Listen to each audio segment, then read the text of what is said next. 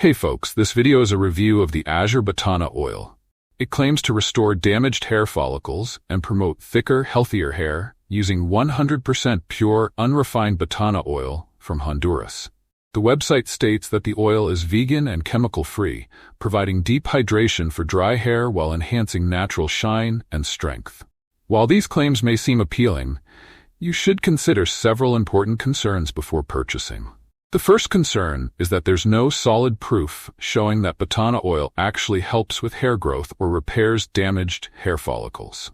Without reliable research or scientific studies backing up these claims, it's difficult for users to trust that the oil works as advertised.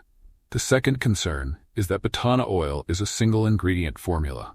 Without other supporting ingredients, it may not be effective for all hair types. This limits its ability to address the unique needs of different hair textures, potentially leading to less effective results for users. The third concern is that the website claims to have over 16,000 reviews, but whose data shows it's only 5 months old. This makes people doubt the realness of the reviews since it seems unlikely that a new site could get so many in such a short time. This raises questions about how trustworthy the product and the website are. The fourth concern is that the website uses copied images to show the product's benefits.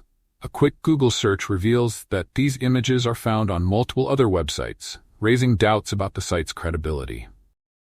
The fifth concern is that the website only shows positive reviews. Real products usually have both good and bad reviews from different users.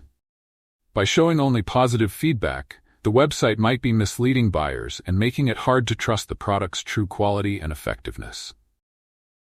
In conclusion, Azure Batana Oil has several concerns such as lack of scientific evidence, reliance on a single ingredient, questionable reviews, copied images, and only positive feedback raise doubts about its credibility. Consumers should be cautious and seek more reliable information before purchasing.